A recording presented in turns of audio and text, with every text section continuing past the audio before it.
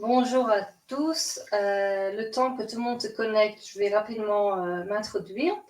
Je m'appelle Nathalie Lovenberg, je suis Yoetz Halacha depuis maintenant presque 13 ans.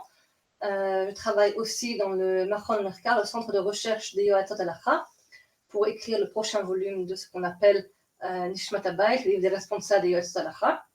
Et nous allons parler aujourd'hui de contraception. Alors avant même de commencer, juste un petit... que ça c'est clair pour tout le monde, et c'est que je ne suis pas médecin évidemment. On va parler des bases qui nous permettent la contraception, de qu'est-ce qui peut être permis, pas permis, pourquoi, combien de temps, et enfin on va passer en revue ce qui est sur le marché, permis ou non, et surtout les inconvénients et les avantages de chaque méthode. Voilà, ça c'est en bref ce qu'on va faire aujourd'hui, et on va commencer de suite avec la mitzvah de base pour comprendre qu'est-ce que c'est contraception. On va se mettre dessus. Voilà, non, un instant. D'accord, ça c'est bon. Lucie, est-ce que tu peux juste me confirmer rapidement qu'on voit bien uniquement le...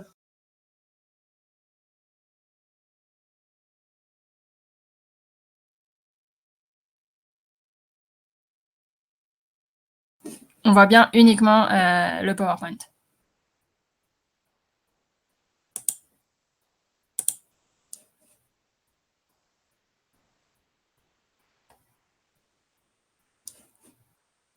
Nathalie, tu dois juste te remettre, te démuter et remettre la caméra.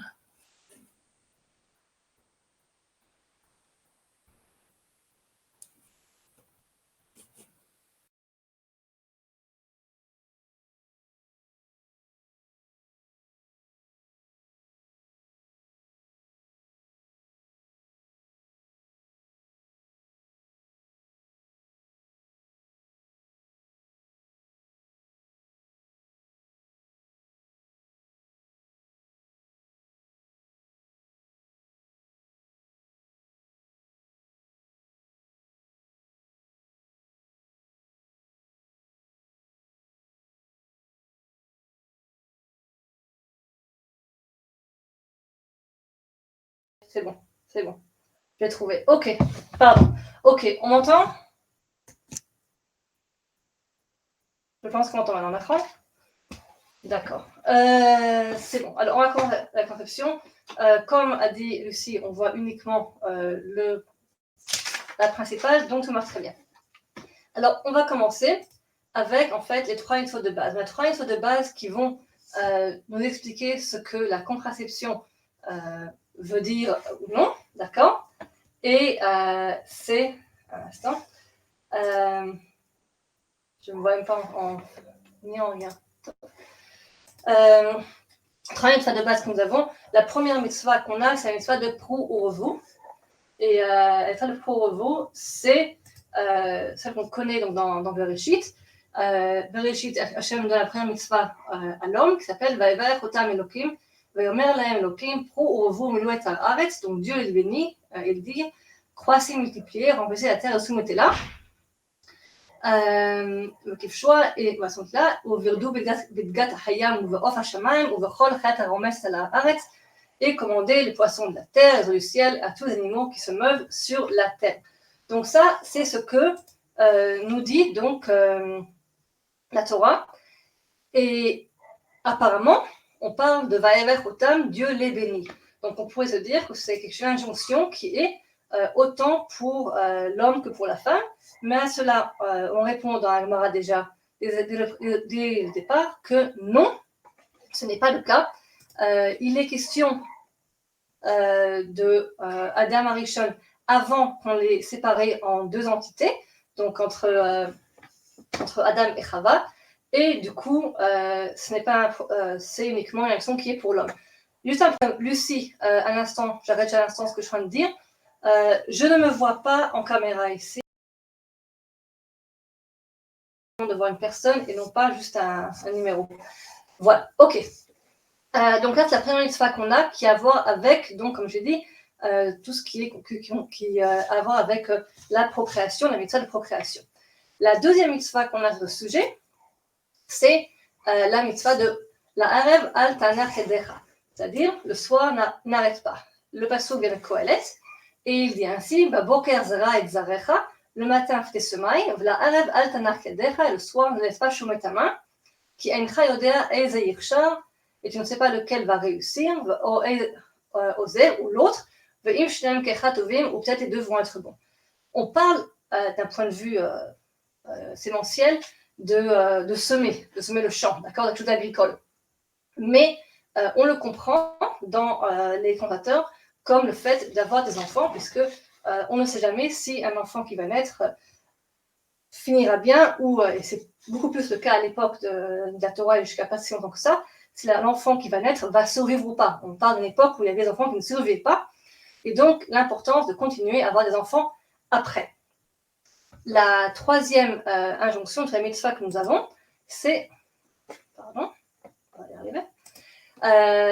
C'est lo lato bera, d'accord? La Mishnah Eduyot va nous rappeler un pasuk qui est de Ishayahu, d'Isaïe, et qui dit lo lato bera, la chèvre Sarah, qu'il a créé non pour demeurer désert, mais pour habiter.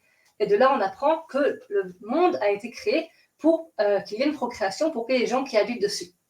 Alors, ces trois mitzvot-là, elles ne sont pas forcément pour l'homme, pour la femme. On va voir. La première a dit qu'on parle de pro-ovo, et ça on dit que ça a à voir avec l'homme. Pourquoi? Parce que bien que ce soit écrit lahem, otam, pour les deux, en fait on parle de Adam avant qu'ils soient séparés, donc en deux entités, et il y a surtout le fait que l'injonction dit pro-ovo milo, veut qu'il choix. Donc il choix, c'est-à-dire commander, soumettez. Le fait de soumettre quelque chose, d'être en position d'aller pour quand on a quelque chose, c'est quelque chose qu'on prend uniquement pour les hommes, et donc c'est une leçon qui est clairement aux hommes. Et ça, c'est la première mitzvah. Et pour cette mitzvah, on va donner en général la définition d'avoir un garçon et une fille. La deuxième mitzvah dont on a parlé, celle de l'Aerev Atanech Edecha, celle-là aussi, elle est spécifiquement sur l'homme, puisque c'est donné à l'homme. On parle au masculin. Et là aussi, c'est de continuer. Et là, en général, on va continuer en disant c'est un enfant, deux enfants de plus, donc un garçon et une fille de plus. Donc, on a réussi à un total d'environ 4 enfants. De nouveau, on parle de ce qu'on peut faire, parce que si une personne n'a pas d'enfant, il n'y a en rien une interdiction. La troisième mitzvah dont on va parler, le hato bara, par contre, là, ce n'est pas écrit ni à l'homme ni à la femme. Et quelque part, c'est la seule mitzvah qui va être mise aussi sur la femme, puisque la femme vit aussi sur le monde, et donc la femme aussi devrait être sur place, devrait aussi le remplir. Et là aussi, on parle d'avoir un ou deux enfants, et même du même sexe, c'est pas un problème. Ça, c'est ce qu'on parle ici dans ce pasuk-là. Donc de là, on voit qu'on a, on a 3 mitzvot en fait, qui nous parlent tous les trois d'avoir des enfants. Et quelque part, on peut se dire, donc ne pas en avoir ou avoir une contraception, ça serait un problème, puisque effectivement, on peut avoir un ou deux enfants sur la première mitzvah qu'on a vu, le premier pasuk, mais après, quand on a le principe de la RF, de continuer après, il ne devrait pas avoir de nombre fixe, et le plus on a, le plus c'est mieux. D'autre part, on a vu que c'était surtout sur l'homme. Et effectivement, en résumé, dans le traité Yevamot 65b, qui au passage est le traité qu'on apprend maintenant d'Afyomi, la page 65b, on l'a fait il y a exactement 5 jours. Aujourd'hui, c'était la page 70. Oui, 70. Et là, on a les Mishnah qui ont dit clairement Ha'ish mutsuve al kriya vervia, avalo Aisha, l'homme a l'ordre de procréer, mais pas la femme. Et là-dessus, la Mishnah continue. Alors d'abord, je précise que cette Mishnah, on part selon le Tanakama, sur le début de la Mishnah. Donc ça, c'est ce qui est pris comme conclusion. Mais on a une deuxième opinion, celle de Rabbi Yochanan ben Broka. Qu'est-ce qu'il dit lui? Al Shneem, c'est sur les deux Omer. Il nous ramène le passage qu'on avait au début. Il va être Otam Elokim, Ve'omer Lahem Elokim Pro-Revu. Il ramène ce premier passage dont on a parlé au tout départ, où il y a l'ordre qui est donné à eux deux, entre guillemets, et comme on est déjà après dans la Gemara, ça sera déjà résolu que non, on parle en fait de l'homme et non pas des deux, et surtout le fait qu'on a ce concept de kiff choix, d'aller prendre d'aller conquérir la terre. Donc ça, c'est quelque chose qui est la première chose qu'on a donc sur là-dessus. Maintenant, après avoir dit tout cela, après avoir dit que la mitzvah de procréer, d'avoir des enfants, elle est sur l'homme, parce que lui, il a vraiment une obligation de la Torah d'avoir des enfants, une femme et un homme se marient pour construire ensemble un couple et un partenariat. Donc, il est clair que lorsqu'une femme se marie avec un homme, elle le fait dans la conscience qu'elle va, avec lui, fonder une famille. Et bien qu'elle n'ait pas d'obligation de la Torah d'avoir des enfants, la seule obligation qu'on avait, c'est l'obligation de nos sages, puisque c'est déjà quelque chose qu'on voit par les Nevim et Ktuvim, elle doit quand même faire un effort quelque part, parce que si elle ne va pas être partenaire avec son mari pour qu'il ait des enfants, lui ne pourra pas remplir son obligation de la Torah d'en avoir. Alors, à l'époque où il y avait parfois plusieurs femmes, on pouvait jouer là-dessus. De nos jours, Baruch Hashem, ce n'est pas le cas. Et donc, il y a quand même une certaine obligation. Avec cela, ce n'est pas quelque chose qui est une obligation sur la femme. Et l'avis de la femme est clairement pris en compte.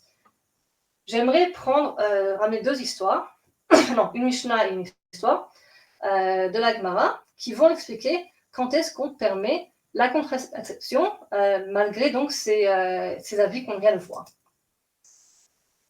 La première chose, c'est de se rappeler qu'on a un concept dans la Torah, un concept qui est essentiel dans la Torah, et c'est le concept de Vachai Behem. La Torah est une Torah de vie. Nous voulons vivre la Torah. La Torah est là pour qu'on ait une vie qui soit bien, qui soit bonne. On a donc, pour cela, le concept de Pikuach Nefesh. Une femme qui serait en danger, ou quelqu'un qui est en danger, on fera tout ce qu'on peut, y compris transgresser des obligations de la Torah, ou des interdits de la Torah, pour sauver la personne. Et c'est là qu'on a la première chose. On a dans un traité de Nida le concept d'un danger pour la mère ou l'enfant, la sakana donc. Dans Nida, on parle de cela. On parle de trois femmes, shalosh nashim, le shamshot bemor. Alors c'est quoi le mor? Toutes les femmes qui font un mor d'achouk savent de quoi on parle. Le mor d'achouk, donc, c'est ce tissu qu'on met dans le vagin après la sectara pour voir si oui ou non le sang s'est arrêté complètement. Dans ce cas-là, le mort, ça va être la même chose. Ça va être des tissus qu'on va rentrer dans le vagin pour faire une barrière. Donc, trois femmes peuvent utiliser ce mort, c'est-à-dire durant un rapport sexuel. Il y a au passage une question, selon les explications, si c'est la femme qui met donc ce tissu, cette barrière dans le vagin avant le rapport, ou si elle l'utilise après pour sortir autant qu'elle peut le sperme qui aurait été versé. Et quelles sont ces trois femmes? Ktana, Mouber et Tominika. Ktana, donc c'est la jeune fille, la fille qui n'a pas encore 12 ans. Pourquoi? Shema titaber tamut, au cas où elle devrait tomber enceinte et mourir. On sait qu'une femme qui a un enfant trop tôt, enfin une petite fille qui a un enfant qui est trop tôt, est en véritable danger. Et donc, une telle fille, si elle était mariée si tôt que ça, elle avait le droit de prévenir une grossesse. La deuxième, Mouberet, la femme qui est enceinte. Pourquoi? Shema ta'aseh ubara sandal. Ça, c'est la peur que si elle devait avoir des rapports et avoir une deuxième grossesse en même temps, l'enfant qui était déjà conçu, le fœtus, risque d'avoir des défauts. Donc, elle peut, elle aussi, prendre une conception dans ce cas-là. Et la troisième, la monika, celle qui allait. Pourquoi? Shema tigmolet bena veyamut, au cas où, si elle tombe enceinte, que son lait se tarisse. Et si son lait se tarit, eh bien, on a peur que le bébé, le petit enfant, n'aura plus de quoi manger et va risquer de mourir. Donc, nous avons trois cas où on permet une conception qui est donc le mort, qui est soit nettoyé après, mais apparemment plutôt rentrer quelque chose avant, donc peut-être une barrière. Donc, vraiment une barrière entre le sperme et la femme. Et les trois femmes où soit la femme va être en danger, soit le fœtus va être en danger, soit l'enfant de cette femme va être en danger si elle devait tomber enceinte. Dans ces trois cas, il est permis d'utiliser ce mort. La deuxième chose qu'on a dans ce Vachai Bahem, c'est quand la femme a une difficulté, ce qu'on appelle Tsa'ar Leda, la souffrance de l'accouchement ou de la grossesse, à ce qu'on veut. Et là, on a une histoire, donc la même page, on vient de voir avant, dans les Vamot, qui parle sur qui est l'obligation d'avoir des enfants. Et on nous ramène une histoire. L'histoire raconte comme ça. Yehudit de Beteu de Rabbi Chava. La Yehudit, la femme de Rabbi Chaya, Hevelat Sareda. Elle avait eu du mal avec l'accouchement. On raconte qu'elle avait eu un accouchement de jumeaux. Et si j'ai bien compris tout ce qui passait, elle avait même des jumeaux qui étaient en fait nés qui était conçue en même temps, mais un avait été né bien avant l'autre, et donc elle a vraiment beaucoup souffert de cette naissance. Shana Imana, elle a changé son apparence, elle s'est un peu déguisée, et elle a été présentée devant Rabbi Chaya, devant son mari.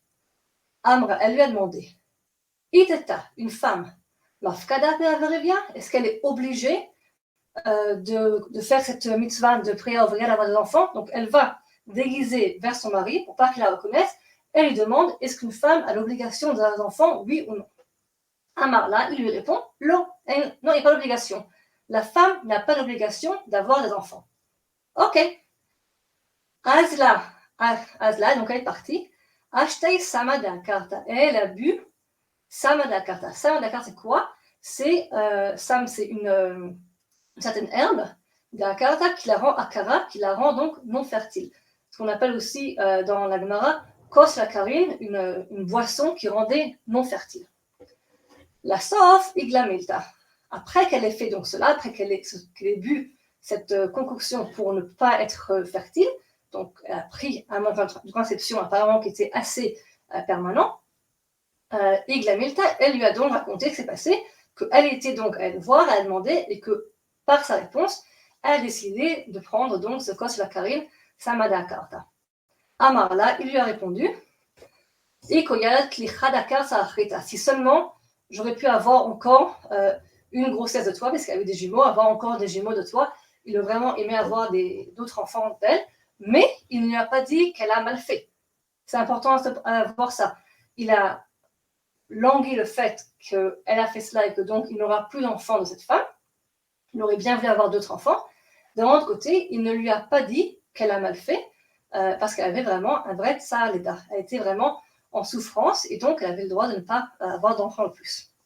Donc ça, ce sont les deux avis, les deux sources en fait principales que nous avons dans la Gemara, qui nous montrent qu'une femme peut, dans certains cas, utiliser un moyen de conception pour éviter une grossesse, puisqu'elle n'est pas obligée d'un point de vue de la Torah d'avoir des enfants, même si, comme je l'ai dit, il y a ce conseil de partenariat avec son mari. Alors, combien de temps est-ce qu'elle peut faire cela? Avant même de commencer combien de temps, je vais juste expliquer un instant, on a quand même parlé du fait qu'il faut qu'un homme ait un garçon ou une fille. Donc, de manière générale, lorsqu'on va permettre une contraception à une femme, ça sera soit après une grossesse, quand elle a déjà eu un enfant, pour qu'elle puisse se remettre la grossesse avant une prochaine, et beaucoup plus rarement sans rapport. On a vu il y a un instant que s'il y a un danger, alors oui, il y aura directement cette permission de ne pas avoir d'enfant. Donc s'il y a un danger, ce n'est pas une question. S'il y a un picor nefesh, donc ce n'est pas un problème. S'il y a un danger pour l'enfant qui va venir aussi, ça sera pris en compte aussi. Et si c'est après un accouchement, également. Je ne rentre pas ici de ce qu'on fait lorsqu'on a un jeune couple qui va très bien, qui vient de se marier et ne veut pas avoir d'enfant. Ça, c'est une question qui est plus à parler avec un rab. Il y a différents avis. Ceux qui vont dire que oui, on peut le faire avec un temps limité, le temps de se connaître, de voir que tout va bien. Et d'autres qui diront que non, on ne peut pas attendre. Je ne rentre pas dans, parce que ça c'est au-delà de mes compétences. Comme je l'ai dit avant, je ne suis pas médecin non plus, donc je donne des informations, mais je ne vais pas vous dire plus que cela. Et donc, une femme qui a accouché, on a une question. Dans Temida, on parle en fait de est-ce qu'une femme qui a accouché, qui allait en fait, est-ce qu'elle a du sang ou pas? La partie que je vais dire ici, ça a à voir en fait avec si une femme elle saigne régulièrement ou pas. Ça a à voir avec une femme qui aurait du sang, si on va prendre en rétroactif, peut-être qu'elle était déjà nida ou tmea d'autre chose, avant d'avoir vu ce sang, et ça aura une répercussion pour les taharot qu'elle aurait fait à l'époque du Beth Amikdash.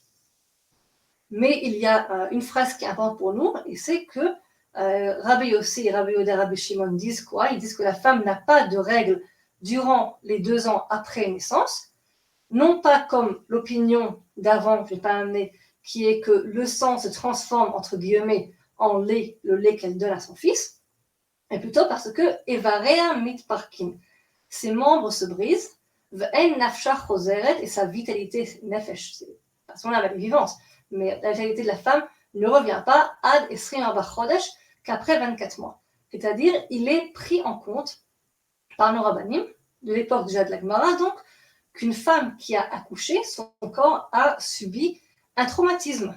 Alors, ça paraît parfois bizarre, parce qu'on a l'habitude de nos jours de voir les jeunes femmes qui accouchent, et après 8 jours à la Brit Mila, elle est déjà en super habit, très très svelte, les talons, enfin tout ce qu'il faut. Non, la Torah nous dit non. Avoir un bébé, accoucher, c'est un effort, ça prend du temps. Les 3 mois de congé maternité qu'on reçoit, c'est pas du luxe, loin de cela. Il en faudrait bien plus, et donc on dit qu'il faut jusqu'à 24 mois pour revenir vraiment à soi-même. Et ça va être le principe sur combien de temps on va permettre à une femme d'utiliser un moyen de contraception et d'éviter une grossesse. Alors, je sais que certains ont l'habitude de savoir que par leur rabbin qu'on leur permet 3 mois, ou 6 mois, ou parfois 1 an. À Nishmat, on suit l'avis du Ravenkin Zecher Tzadik Livracha, qui disait, et ça c'était ce que son grand-père disait aussi, qu'une femme peut utiliser un mois de contraception jusqu'à 2 ans après la naissance. Rien à voir si elle est ou pas, ça a à voir avec le fait que la femme elle-même a besoin de ce temps pour se remettre de l'accouchement. Ça ne veut pas dire qu'elle ne peut pas avoir d'enfant avant. Si une femme se sent en pleine forme, elle va avoir l'enfant après 6 mois ou après 9 mois, 1 an, et que les docteurs ont dit qu'elle peut le faire, que médicalement ce n'est pas un problème. Mais d'un point de vue halachique, de la part du Ravenkin, il n'y avait aucun problème, il n'y a même pas de raison pour une femme de poser une question si elle a le droit ou pas à la contraception. Je ne parle pas de quel qu'on comprend le droit même de la contraception. Les 24 premiers mois après naissance, il n'y a pas de problème. Qu'est-ce qui se passe après 24 mois? Selon le Ravenkin de nouveau, ça dépend. Normalement, 24 mois, ça suffit. Mais si après 24 mois, la femme dit qu'elle a besoin de plus de temps encore pour pouvoir prendre soin de son enfant, pas parce qu'elle a envie, parce que ça l'arrange, et parce que ça va vraiment aider avec son enfant, alors on revient en fait à ce qu'on a vu avant, où le bien-être de l'enfant, le bien-être de la femme sont pris en compte, et dans ce cas-là, lui, là aussi, on pourrait permettre au-delà de 24 mois avec un avis d'un rave en général qui serait calé pour cela. Donc ça, c'est ce qui est fait. Dans le cas d'un accouchement, on peut attendre 24 mois. À part cela, une famille qui a déjà plusieurs enfants, là on revient à la base. Dès l'instant où on a complété entre guillemets les obligations minimales, c'est beaucoup plus simple de permettre d'éviter les grossesses même à long terme, voire à très long terme. Quand une femme m'appelle pour me demander si elle peut arrêter après avoir eu 6 enfants, des garçons ou des filles, ou même que des filles ou que des garçons, j'appelle le Rav pour avoir son aval parce que je prends quand même son aval, mais la réponse est évidente. Pas de problème, vous avez fait votre travail et pas besoin de continuer. Donc ça, c'est les avis de Nishma, du Ravenkin, Zecher Tzadik Livracha, et c'est ce que l'on continue à dire aux femmes en tant que Yoatzot Halacha. Maintenant, la question, c'est qu'est-ce qui va vraiment exister et en pratique. Donc en pratique, on a vu, on a 2 choses, on a 2 principes, le principe de sakana, de danger, et le principe de tsar, de peine. C'est important parce que ça va aussi nous donner quelque part une explication de ce qui est permis.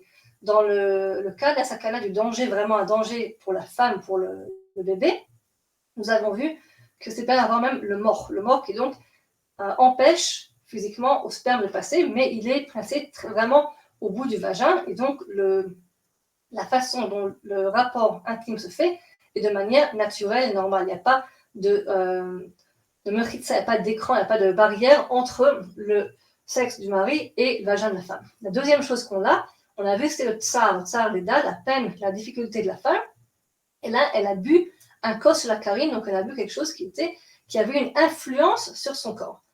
Un peu comme de nos jours, on va dire la pilule. Qu'est-ce qui est interdit? 2 choses que nous connaissons. Un, c'est perdre le sperme en vain, d'accord, tout ce qui est zera levatala. Et la deuxième chose, c'est l'ok d'arco, c'est lorsqu'on va avoir un rapport qui n'est pas selon l'habitude qu'on le fait, c'est-à-dire s'il y a par exemple une barrière directe entre l'homme et la femme pendant le rapport lui-même. Et avec cela, nous allons passer à ce qui existe dans le monde et voir en rappel qu'est-ce qui existe et est permis et ne l'est pas, et par rapport à ça, comprendre un peu mieux tout ce qui se passe. La première chose que nous connaissons, c'est la contraception hormonale. L'hormonale, ça nous rappelle vraiment le fameux kos la karine. Kos la karine, c'est donc quelque chose que cette femme boit ou ingère d'une manière ou d'une autre. Ça n'a pas d'effet direct sur le rapport, ça a un effet sur la façon dont son corps réagit à une grossesse. Et ça empêche le corps d'accepter une grossesse. Donc, c'est exactement ce qu'on voit dans la contraception hormonale, même si c'est de nos jours beaucoup plus, on va dire, précis que c'était à l'époque. Et nous avons plusieurs types de choses. La première chose qu'on connaît vraiment, ce sont les pilules. Alors, les pilules, j'ai écrit type parce qu'il y a 2 types de pilules, et ça va aussi se voir dans tous les autres types de contraception dans cette série.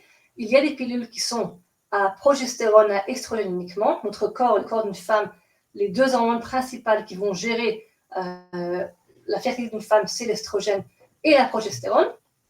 Et on va prendre ces 2 hormones pour jouer sur le fait d'empêcher une ovulation et d'empêcher qu'il y ait une grossesse qui se produise. Ça, ce sont les pilules habituelles qu'on prend 21 jours en général. On fait l'arrêt de 7 jours, les règles arrivent et on recommence après de nouveau. Ce même type qui a estrogène et progestérone se retrouve aussi dans le patch. Le patch, donc, comme une petite sparadrap qu'on met sur le corps quelque part et dont on change l'endroit toutes les semaines. 3 semaines, on met chaque fois un nouveau patch. La 4e semaine, on ne remet rien. Et après une semaine d'attente, on remet de nouveau, et avec là aussi des pilules au milieu. L'anneau vaginal, le NuvaRing, est très similaire aussi, contient également ces 2 hormones. Les taux d'hormones dans ces 3 choses différentes dépendent chaque fois. En général, c'est plus fort dans les pilules et c'est moins fort dans l'anneau que c'est dans le vagin. Même dans les pilules, il y a beaucoup de différentes sortes de dosage, et donc pas tout ne convient à tout le monde, on joue un peu avec. L'anneau, on le met donc dans le vagin, il reste en place pendant 3 semaines, on l'a après une semaine. On le sort aussi rapidement, momentanément, juste pour faire certaines dicotes et pour être là. Et après avoir l'enlevé après 3 semaines, les règles reviennent. Dans la majorité des cas, on peut enchaîner les plaquettes ou les patchs ou les anneaux, et ça peut faire des espaces plus longs entre les règles. Dans tous les cas, il peut y avoir un risque de taches, le premier mois pour sûr, et si on les enchaîne, encore plus. Mais en général, ça marche bien. Maintenant, pourquoi je dis qu'il y a 2 types de pilules? Parce que ça marche beaucoup de gens. Mais une femme qui allaite, par exemple, ne prendra pas ce type de contraception hormonale. Pourquoi? Parce que l'estrogène risque de faire baisser son lait. Et on ne veut pas ça. Donc, on va donner une contraception qui va être à base de progestérone uniquement. Ça sera une pilule en général, la pilule style Cerazette ou Optimizette, qu'on prendra en continu, sans arrêt du tout, et qui risque de ne pas avoir du tout de saignement, même si après les premiers mois, il y aura en général beaucoup de petits saignements de spotting plus ou moins importants.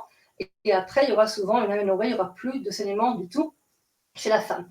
Il n'y a pas que les femmes enceintes, les femmes qui allaitent, qui prennent cette pilule de progestérone.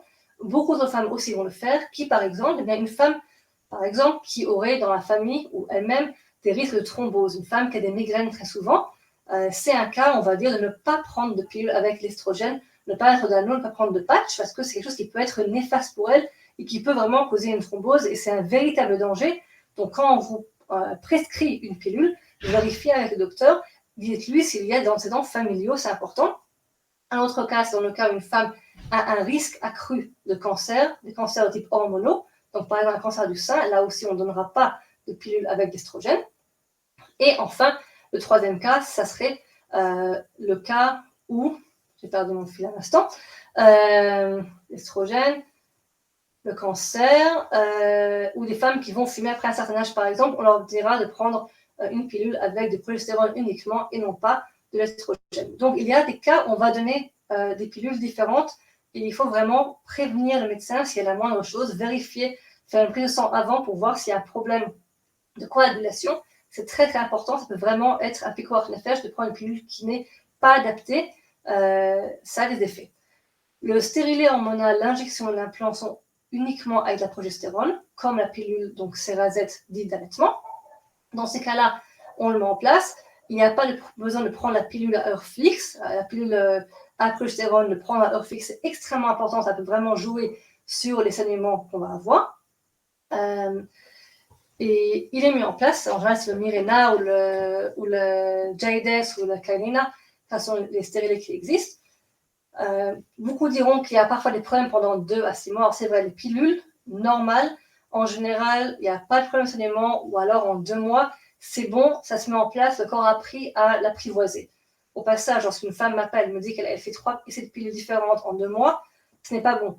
Le corps a besoin de s'habituer à une pilule, donc on essaye au moins 2 mois, et après 2 mois, ça ne marche pas, on change, sauf évidemment, c'est des effets secondaires qui sont extrêmement nocifs ou très dérangeants. Dans le cas des pilules ou stériles hormonales, ça va être beaucoup plus long en général. On va avoir entre 2 mois jusqu'à parfois 6 mois de problème, même si, quand ce sont des taches, ça ne va pas forcément rendre nida. Dernier point sur le stérilet hormonal, ou le stérilet tout court, on va en parler après. Il y a différents avis si la pose d'un stérilet rend nida ou pas. Pour les rabbanim de Nishmat, si une femme qui n'est pas nida va mettre un stérilet, la pose en elle-même, en général, ne rendra pas nida, sous réserve que le docteur ait effectivement constaté qu'il n'y avait pas de saignement. D'autres rabbins vont dire que oui, ça rend quand même nida. Il y a aussi l'injection et l'implant que j'ai mis en parenthèse, et pour une raison. L'injection, c'est une injection donc, par intraveineuse de l'hormone de progestérone. Ça dure environ 3 mois, et censé plus loin durer. C'est la même hormone que la pilule Cerazette et que le stérilet hormonal. Et donc, les problèmes qu'on va avoir vont être les mêmes très souvent. Et on pourra beaucoup moins jouer sur cela, il faudra juste attendre 3 mois que ça passe. L'implant, pareil, on implante dans le bras de la femme cette progestérone, et là aussi, il faudra faire une opération chirurgicale pour changer cela. C'est assez compliqué, plus compliqué que le stérilet hormonal, et donc ce sont des choses que j'ai mis en parenthèse parce que c'est vraiment quelque chose qui n'est pas conseillé du fait des effets secondaires qui peuvent arriver à la femme. Ça, c'est pour la contraception qui est hormonale. La deuxième chose que nous avons, c'est la contraception qui n'est pas hormonale. Alors, je l'ai séparée en 3 choses. Ce qui est efficace, connu et permis. Ce qui est moins connu peut-être, et peut-être moins efficace, mais peut être permis parfois. Et enfin, ce qui ne l'est pas. Alors, on commence avec ce qui est permis. Le stérilet, comme le stérilet hormone, on a aussi le stérilet sans hormones. Ça fait pareil. Dans un stérilet sans hormones, la femme aura ses règles naturellement, comme toutes les autres. Elle risque en général d'avoir des règles qui sont un peu plus longues, plus abondantes que sans le stérilet.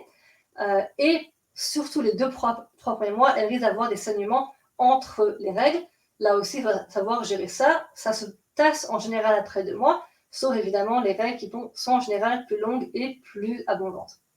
Deuxième chose, c'est le diaphragme. Le diaphragme, je l'ai mis dans ces petits chapeaux comme ça que vous voyez. C'est pas un chapeau vraiment, mais bon, ça rentre dans une coque qui rentre vraiment au fond du vagin, contre le cervix. On met dessus du spermicide, et ça se met dans le vagin avant le rapport, et on l'enlève le lendemain matin. Alors, il y a un grand débat là-dessus, si c'est permis ou pas permis. Je donne, comme je vous ai dit, l'avis de Nishmat, l'avis du Rav Venkin, du Rav Barafti. Selon leur avis, le diaphragme est permis. Ce n'est pas uniquement leur avis, il y a d'autres rabbinim qui sont d'accord, mais je sais que certains ne sont pas, donc je précise que l'avis de Nishmat est que c'est entièrement permis, parce que le rapport en lui-même se fait de manière naturelle. Lorsque un rapport est fait, l'homme ne ressent pas ce diaphragme au bout. Ce n'est pas comme un préservatif, par exemple, où il n'y a aucun contact entre l'homme et la femme. Là, le contact est total, il n'y a pas de problème. Le sperme touche d'abord le spermicide qui est dans la coque, et donc il va déjà être, on va dire, atténué, il va arrêter une fois plus se mouvoir, et le temps que la femme ressorte ce diaphragme de son corps le lendemain pour tout sortir, en général, ce n'est plus du sperme viable qu'elle sort, mais c'est bien quelque chose qui est complètement mort, et donc il n'y a pas de problème de jeter du sperme. Donc pour ces raisons-là, il n'y a pas de problème. C'est même quelque chose que le Rav Benovitch Zichron Livracha, qui est le Rav de Maladomim, il préférait largement à d'autres choses, parce qu'il n'y a aucune influence sur le corps de la femme, d'un point de vue hormonal, d'un point de vue de physique, puisqu'on ne rentre rien dans la femme qui dérange la femme au jour le jour, elle rentre, elle sort elle-même. La troisième chose que nous avons, ce sont les spermicides, utilisés seuls, soit il y a les fameuses ovules spermicides, qu'on appelle parfois les Nerot Neshama, parce qu'elles causent parfois des Neshamot qui vont arriver, et il y a aussi les gels VCF.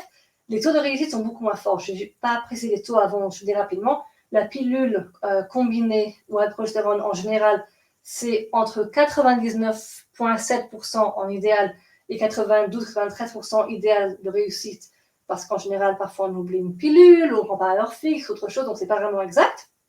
Ça veut dire qu'il y a officiellement moins de 1 naissance pour 100 grossesse est possible et moins de 8 en utilisation habituelle.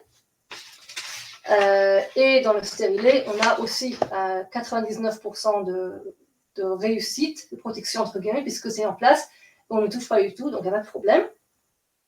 Alors que, par exemple, le diaphragme, on va baisser entre 91% et 87%, et le spermicide, 80% en idéal, mais plus souvent dans 70% de réussite uniquement. Donc ça, c'est pour la glande qui n'est pas hormonale. Je viens de réaliser, je n'ai pas non plus expliqué une partie d'autres effets secondaires de la pilule, donc je vais rapidement continuer. L'avantage des contraceptions qui ne sont pas hormonales, c'est que ça n'a aucun effet sur le corps de la femme, sauf le stérilet, comme je dis, qui peut causer des règles plus abondantes. Mais à part cela, il ne devrait pas y avoir d'autres conséquences sur le corps. Par contre, toute contraception qui a des hormones dedans, les hormones jouent sur nous, sur notre cerveau et donc sur le corps entier. Et c'est pour ça qu'une femme qui prend une pilule, et je dis bien une pilule, ou qui a un stérilet à hormones, ou qui a un patch, ou qui a l'anneau vaginal, donc tout ce qu'il y a dedans des hormones, elle risque d'avoir aussi des problèmes comme des pertes de libido, elle parle de problèmes comme les prises de poids, les problèmes de changement d'humeur, d'acné, etc. Ce sont en général des effets secondaires qui sont normaux. Parfois, ils sont très, très minimaux. Parfois, ils sont plus longs et plus compliqués. Dans tous les cas, en parler avec le médecin, ça dérange et changer si c'est nécessaire. D'accord? Donc ça, c'est ce qui est en non hormonal dans l'habitude. Non hormonal numéro 2, nous avons les méthodes naturelles. Alors, la méthode naturelle qui est interdite avec le coitus co-interrompt, donc avoir un rapport et avant la fin que l'homme sorte et déverse à l'extérieur son sperme, c'est assez interdit. On le connaît déjà des fils de Yehuda, Herve, Onan, dans Bereshit, qui ont, selon les explications de la Torah, c'est ce qu'ils ont fait. Ils n'ont pas voulu donner une grossesse à Tamar, et donc ils ont chaque fois jeté leurs semences à l'extérieur. Ça, c'est interdit. Comme on l'avait dit au départ, d'accord, la perte de sperme. Par contre, les méthodes naturelles, les méthodes vérifiées par rapport au temps d'ovulation, donc avec la prise en température, vérifier quand c'est que l'ovulation va se passer, utiliser un spermicide s'il y a besoin. Tout cela, c'est des méthodes naturelles. Elles ont une efficacité plus ou moins limitée. Des gens qui la pratiquent très exactement vont dire que ça marche très bien. Ça veut dire l'abstinence lorsque la femme est fertile. Pas dans tous les cas, c'est quelque chose qui est possible à faire, d'accord? Et parfois, ça peut tomber que la période fertile est au milieu du mikvé, enfin quand le mikvé va arriver, et là on a un problème, qu'est-ce qu'on fait quand on est fertile au moment du mikvé? Et donc, ce n'est pas forcément la meilleure méthode à utiliser. La troisième chose, de façon qui n'est pas hormonale, ça va être les choses qui sont en général interdites, le préservatif, puisque le préservatif va empêcher qu'il y ait un rapport direct entre l'homme et sa femme, donc on ne va pas permettre cela. De plus, on va sortir le sperme et le jeter, ce qui est aussi un problème. Je mets quand même une parenthèse ici, puisqu'il y a des cas où on va permettre un préservatif quand même. Il y a des cas médicaux où il n'y a pas de choix, il faut prévenir une maladie sexuellement transmissible, qu'elle soit de manière très ponctuelle ou plus longue. Ce sont des cas qui sont très complexes et on en parlera toujours avec un rave qui nous expliquera si on peut ou pas et dans quelles conditions. La deuxième chose, c'est la ligature de trompe. Elle n'est pas interdite en soi, puisqu'une femme, on a dit, n'a pas d'obligation à les enfants, mais elle interdit le cirrhus. Cirrhus, c'est se rendre stérile. Chez un homme, c'est interdit complet, donc la vasectomie va être complètement interdite. Chez une femme, ce n'est pas interdit complet, puisque, comme on l'a dit, elle n'a pas d'obligation d'avoir des enfants, mais avec cela, on va être quand même très réticent à permettre cela. Et c'est quelque chose qu'on va faire uniquement avec beaucoup de suivi, d'abord des médecins, des psychologues, parce que c'est difficile pour une femme d'avoir cela, et aussi de l'autorité allergique qui va vérifier si on peut ou on ne peut pas, et par rapport à ça, on va le faire. C'est une opération dont parfois on dit que c'est possible de revenir en arrière et de changer. Ce n'est pas toujours le cas, et c'est pour ça que c'est important de vraiment vérifier qu'est-ce qui est possible et qu'est-ce qui ne l'est pas. Une dernière chose que je n'ai pas mentionnée, qui est importante, c'est que parfois on a besoin de faire quelque chose parce qu'on a eu un cas où on risque d'avoir une grossesse et elle n'est non voulue. Ça peut arriver dans plusieurs cas, que ce soit dans le cas de viol, ou dans des cas où une grossesse ne peut pas être possible pour des raisons médicales ou de volonté pour la femme ou quoi que ce soit, et qu'il y a eu un oubli de pilule ou autre chose. Et dans ces cas-là, on va parfois permettre, on va toujours permettre ou presque, d'éviter une telle grossesse, de manière qu'il existe, il y a la fameuse pilule du lendemain qui est permise, d'accord? Puisque le temps qu'on la prenne, la femme n'est pas encore avec un enfant en elle, donc elle prend le lendemain, ce n'est pas un problème, elle ne va rien avorter, puisqu'il n'y a rien avorté encore dans ces cas-là. Juste savoir que ça a quand même des effets secondaires assez grands sur la femme, et donc on veut éviter ça pour la femme autant que possible. La deuxième chose qui est possible de faire, il faut apprendre dans les 24-48 heures, la deuxième chose qui est possible, c'est de mettre en place un stérilet juste après, dans les 4-5 jours après avoir ce rapport. Ça peut aussi faire l'effet conceptif, puisque le stérilet va empêcher un éventuel œuf de se mettre en place. On m'a demandé, et je le dis donc ici avant de passer à la suite, ça va être là, enfin c'est autre chose, qu'est-ce que, on m'a demandé juste avant, donc je vais dire le slip chauffant pour les hommes qui chauffe les testicules et empêche la production de spermatozoïdes. Alors c'est une très bonne question, parce qu'apparemment ce serait une bonne solution, puisque les hommes pourraient faire quelque chose, mais on a un problème dans ces cas-là. Pourquoi il y a un problème? Parce que comme on l'a dit au départ, qui c'est qui a l'obligation d'avoir des enfants? Qui c'est qui a une interdiction de Cérus, une interdiction d'empêcher d'avoir des enfants? C'est l'homme. Donc dans le cas où c'est l'homme qui va se causer de ne pas pouvoir avoir d'enfants, on va avoir un problème d'interdit là-dessus. Est-ce que ça va être un interdit qui est, on va dire, gramma, qui n'est pas directement, mais qui est, il fait quelque chose qui va causer autre chose, comme par exemple les fameuses pilules pour hommes qui ont été développées, ou au moins commencé à développer.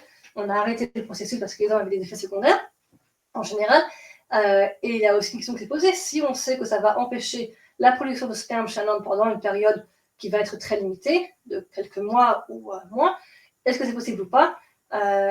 En théorie, donc comme je dis, il y a un problème halachique, puisque l'homme ne peut pas s'empêcher de devenir stérile, même si c'est quelque chose qui est temporaire, mais c'est une bonne question halachique, et je suppose que ça va être de plus en plus d'actualité lorsque ça va vraiment prouver que ce sont des choses qui peuvent être vraiment rétractables.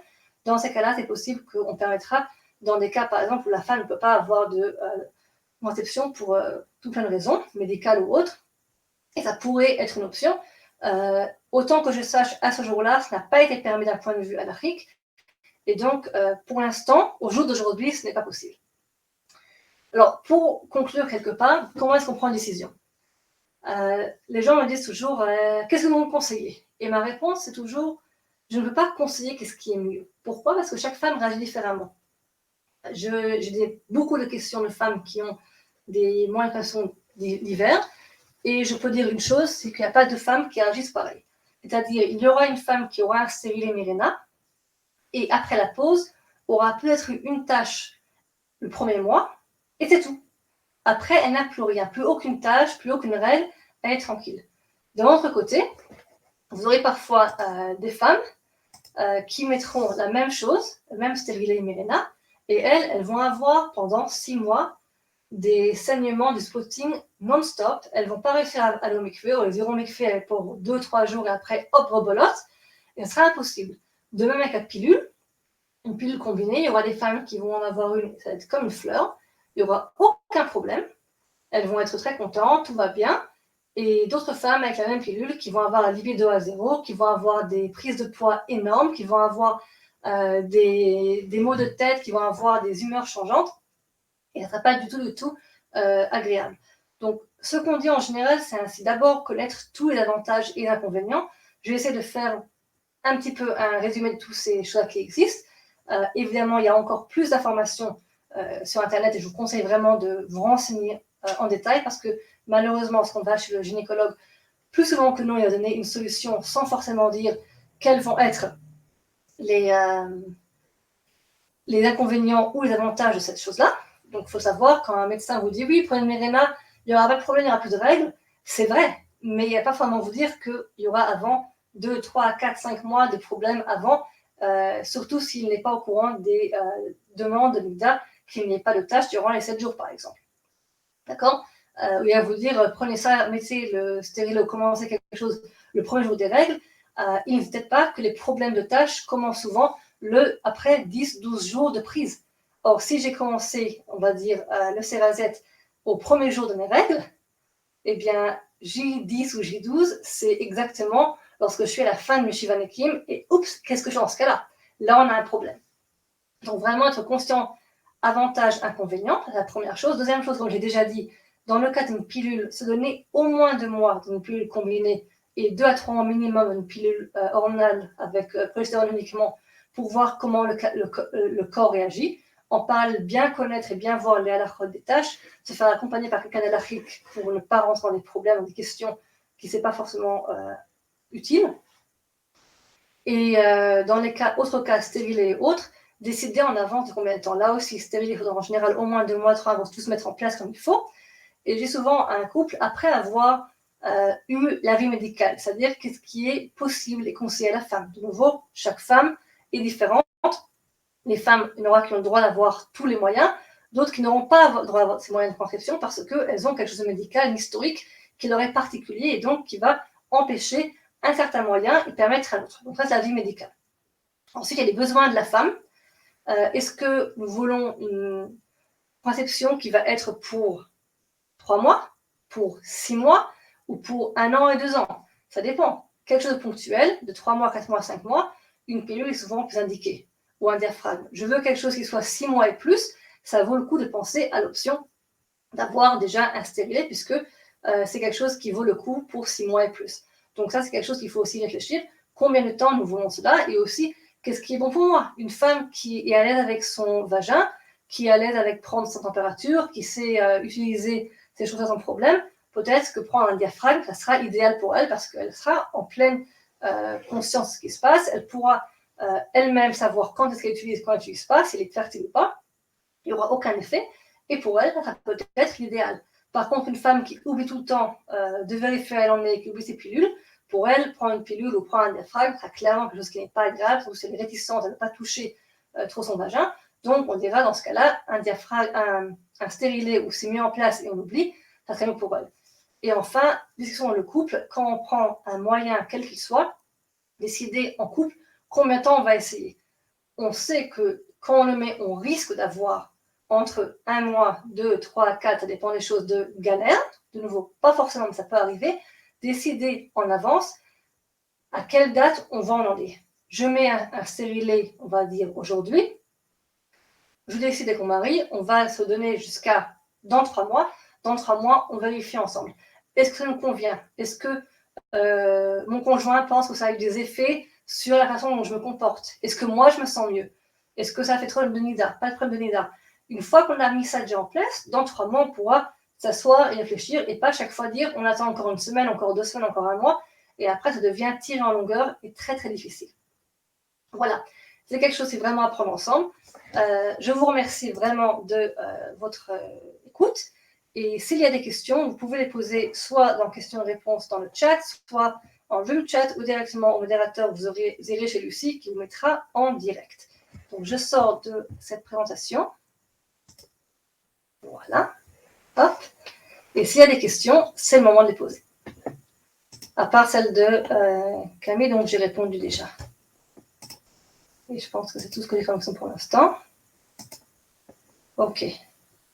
Camille, tu es là? Pardon, Lucie, tu es là? Oui. Ok. Est-ce qu'il y a... Bonjour Lucie, voilà, je te vois. Super. Alors, est-ce qu'il y a des questions? Non. Je suis allée assez rapidement pour pouvoir tout reprendre. Donc, est-ce qu'il y a des questions? Et si oui, vous êtes invité à les poser soit par écrit dans le chat, soit en disant à Lucie de vous mettre en ligne pour que vous puissiez parler vous-même. On va attendre, je pense, 2 minutes comme on a fait la dernière fois. Mhm. S'il y a des questions, super. Et sinon, on vous dira gentiment au revoir. Je pense que j'ai tout pris. Lucie, tu penses quelque chose qu'on n'a pas parlé? Non, je pense que tout était bon. Ah, c'est une chose que vous pouvez rajouter, c'est le palmarès des méthodes sur les rabbinim. J'ai expliqué effectivement que Anishmat, on permet le diaphragme, qui n'est pas toujours le cas. Donc, je vais prendre un instant. J'ai eu une question, je vais la prendre un instant. Anishmat, comme on a dit, on a, donc, entre guillemets, le palmarès, on préfère quelque chose qui n'a pas d'influence sur le corps de la femme. Donc là-dedans, le stérilet qui n'a pas d'influence hormonale va souvent être préféré par beaucoup de personnes parce qu'on va éviter en ces cas-là de jouer trop avec l'hormone de la femme qui peut avoir des effets secondaires. Le stérilet en lui-même en général n'a pas de problème médical chez la femme et le diaphragme doit être aussi, peut être permis puisque de nouveau, on l'a dit, ça n'a aucun effet. Quelque part, à Nishmat, on n'est pas très très pro la pilule, même si on la prend régulièrement. Et comme j'ai dit, chez le Rav Rabinovitch à Ma'adomim, il était même contre la pilule parce que ça avait trop d'effets secondaires sur la femme. Mais ce n'est pas le cas de Rabbanim et je le sais. Une autre question qu'on a posée ici. Dans les tests qu'on a cités au départ, on peut voir qu'il est souvent une question de superstition. Est-ce qu'on peut être sommaire là-dessus? Alors, ça dépend de quoi. J'ai mis 2 textes précis, dans les 2 textes qui permettent, celui de Nida et celui de Yevamot. Dans le texte de Nida, oui, on parle des 3 femmes qui sont Meshem Shot Bemor. Alors, pour la Ktana, la fille, ce n'est pas une question de superstition. Il est accepté médicalement aussi qu'une femme, une jeune fille trop jeune qui aurait une grossesse, elle peut être en danger. On sait qu'une jeune fille, il y en a malheureusement trop, qui sont enceintes à 12-13 ans, elles sont en vrai danger parce que leur corps n'est pas encore vraiment prêt à cela. Là, on parle d'une fille qui est plus petite, on parle d'une fille de moins de 12 ans. Donc, dans ces cas-là, la sakana, le danger, il est réel. Et ça, c'est pas un problème de superstition. Donc, ça, c'est vrai. La deuxième raison qu'on avait amenée, où je suis d'accord avec vous, c'était qu'il y ait une deuxième grossesse qui se fasse sur le dos de la première et que l'enfant naisse sandal, donc sans les traits de visage, qu'il soit avec un problème génétique. Là, je suis d'accord avec vous. Il n'y a pas de raison, parce que de nos jours, nous savons que ce n'est pas possible en général. Il y a parfois des cas où il y a une femme a ovulé 2 fois à 2 semaines différentes. Et la première a déjà été, le premier œuf a été fécond, et donc il y a déjà une grossesse. Et après 2 semaines, il y a une deuxième fois encore. Dans ces cas-là, en général, ça grandit comme des jumeaux, ça naît comme des jumeaux, et on ne sait pas, ou presque jamais, qu'il y a en fait eu 2 bébés différents, conçus à 2 semaines de différence. C'est quand même un cas qui est très très rare, mais ça arrive. Et c'est pas un problème en général. Et la troisième raison qui est amenée par Nida, c'est le problème de lait qui va se finir, parce que si la femme tombe enceinte, elle risque de ne plus avoir de lait, et ça peut donc endommager le bébé, ça peut tuer le bébé qu'elle a déjà, parce qu'elle n'aura pas de quoi manger. Une femme peut allaiter même enceinte, on le sait, ça arrive, mais on sait aussi qu'une femme qui devient enceinte, comme une femme qui prend certaines pilules, elle va avoir une baisse de lactation.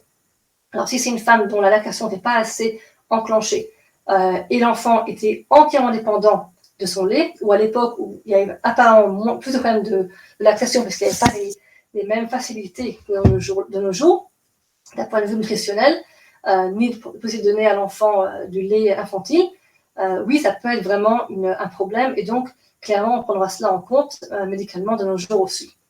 La deuxième chose qu'on avait, c'était le Kosh Lakarine, j'ai vu, donc j'ai répondu, je pense, à la question dans une grossesse. Donc, dans le cas, donc on a dit 3 cas, une femme qui est très jeune, c'est un vrai danger médicalement. Une femme qui allaite son enfant, c'est pas un danger de nos jours, puisqu'un enfant de nos jours peut avoir du lait infantile, même si ce n'est pas quelque chose qui est conseillé. En général, on préfère du lait maternel. Et à l'époque, même ça peut causer une baisse de lactation, ça peut être un problème pour l'enfant. Les enfants qui sont allergiques à tout lait à part le maternel, donc c'est quand même important à savoir. La seule chose où il y a vraiment une superstition, si on veut dire, ou peut-être une méconnaissance de la médecine, c'est le cas de la femme qui est déjà enceinte, où une deuxième grossesse ne va pas se produire, ni de faire en sorte que le bébé qui est déjà en route va être donc va naître mal. La deuxième chose qu'on a vue, c'est l'histoire du Kosh Lakarine avec la femme qui a demandé à son mari si elle était obligée ou pas d'avoir des enfants. Et dans ces cas-là, on ne parle pas de superstition, on parle vraiment d'une femme qui avait du mal avec les grossesses, avec l'accouchement, et qui n'en pouvait plus, à demander, et effectivement, elle n'avait pas l'obligation d'avoir d'enfants, elle pouvait continuer. Je pense avoir répondu à la question comme il faut, j'espère. Si ce n'est pas le cas, on peut en reposer une pour continuer. Et hop. Une autre question. Alors, j'ai aussi des connexions. Est-ce qu'on a abordé le sujet de la contraception masculine, slip chauffant ou autre? Oui. Alors, j'ai abordé cela. La femme n'a pas d'obligation d'avoir d'enfants. Elle a quelque part un partenariat. Donc, elle a un contrat avec son mari de l'aider à avoir des enfants. Donc, là-dessus, elle n'a pas une obligation. Elle va aider son mari. Elle n'a pas d'obligation. C'est pour ça qu'elle peut avoir une conception. L'homme, par contre, il a une injonction de la Torah d'avoir des enfants. Et pour lui, il y a une véritable interdiction de la Torah d'empêcher d'avoir des enfants. Le problème de Sérous. Alors, Sérous, se rendre stérile, c'est quelque chose, en général, on parle de à long terme. Le slip chauffant et les autres choses qui sont, en général, maintenant en vue, qu'on a pilule, qu'on essaie de mettre en route pour les hommes, apparemment, ça serait quelque chose qui va être temporaire, qui va être rétractable. Et pour l'instant, autant que je le sache, il n'y a pas encore eu assez de données là-dessus pour voir si c'est vraiment un homme revient à sa fertilité comme avant d'avoir utilisé cela. Ça reste quand même une utilisation de choses qui restent interdites en soi, puisque ça rend stérile quand même. Et donc, il n'y a pas encore eu, autant que je sache, de réflexion sérieuse de la part de Rabbanim de première ligne pour savoir si ça pourrait être permis dans certains cas ou pas.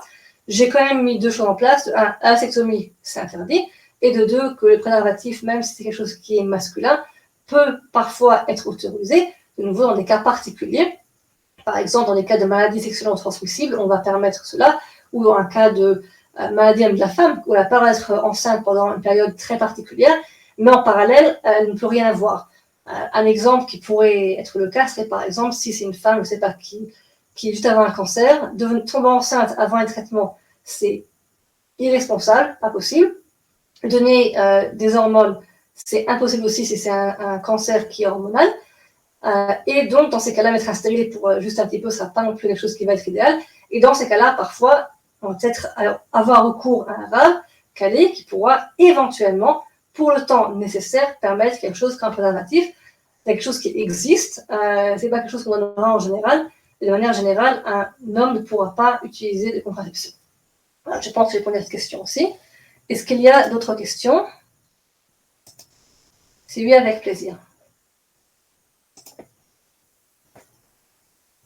Je pense qu'on a répondu à tout, pour l'instant en tout cas.